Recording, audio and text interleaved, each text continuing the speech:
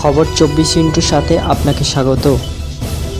নতুন নতুন খবর জানার জন্য আমাদের চ্যানেলে চোখ রাখুন।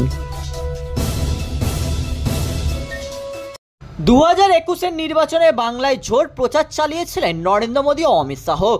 তৃণমূলের বিরুদ্ধে তখন একে একে অভিযোগও সামনে আসতে শুরু করেছে। সেই বছর বিধানসভা নির্বাচনেও অনায়াসে জয় পায় তৃণমূল। তবে বিজেপি বারবার 21 নির্বাচনকে তাদের সাফল্য বলেই দাবি করে এসেছে, কারণ ওই ভোটের পর পশ্চিমবঙ্গের বিধানসভায় তাদের সংখ্যা 3 থেকে 77 হয়। রাজ্যের ইতিহাসে বিজেপির এমন ফলাফল আগে দেখা যায়নি। বিগত 3.5 বছরের রাজনীতির জল গড়িয়েছে অনেক দূর। একে একে সংখ্যা কমেছে গেরুয়া শিবিরের। এবার বাংলার উপনির্বাচনের পর কত দাঁড়ালো সেই সংখ্যা? নিশ্চিত প্রামাণিক। সাংসদ থাকাকালীন 2021 বিধানসভা দিনহাটা থেকে ভোটে লড়েন তিনি, জিতেও যান।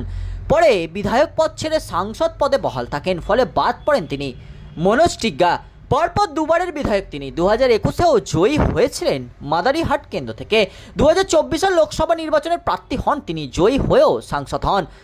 এরপর বিধানসভা ছাড়েন টিগ্গা। আজ শনিবার উপনির্বাচনে সেই মাদারিহাটে জয়ী হয় তৃণমূল। মুকুটমণি অধিকারী রানাঘাট দক্ষিণ কেন্দ্রের বিধায়ক ছিলেন তিনি। 2024-এর ঠিক আগে তৃণমূলে যোগ দেন মুকুটমণি। জয়ী হয়ে আপাতত তিনি তৃণমূল সাংসদ। বিশ্বজিৎ দাস বাগদা বিধানসভা থেকে বিজেপির টিকিটে জয়ী হয়েছিলেন বিশ্বজিৎ, কিন্তু ভোটের পর থেকে তৃণমূল ঘনিষ্ঠতা আবারও বাড়তে থাকে। তবে পরে তিনি তৃণমূলে যোগ দেন। লোকসভা ভোটে তৃণমূলের প্রার্থীও হন তিনি। সেই সময় বিধায়ক পদ ছাড়েন বিশ্বজিৎ।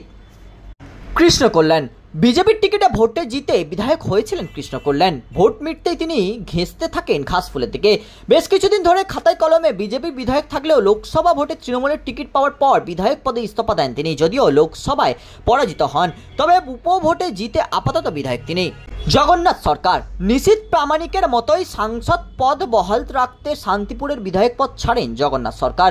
বিষ্ণুপদ রায় প্রয়াত হন বিজেপির বিধায়ক বিষ্ণুপদ রায়। এরপর 2023 সালে উপনির্বাচন হয় ধূপগুড়িতে, সেখানেই জয়ী হন তৃণমূলের নির্মল চন্দ্র রায়। অর্থাৎ 7 জনকে বাদ দিলে বিজেপির বিধায়ক সংখ্যা কমে হচ্ছে 70। এছাড়া কয়েকজন বিধায়ককে দল বদল করতে দেখা গিয়েছে। তবে তারা যে ফুলেই থাকুক না কেন, বিধানসভায় তারা বিজেপি বিধায়ক হিসাবেই বিবেচিত হবেন। ব্যুরো রিপোর্ট, খবর 24/7।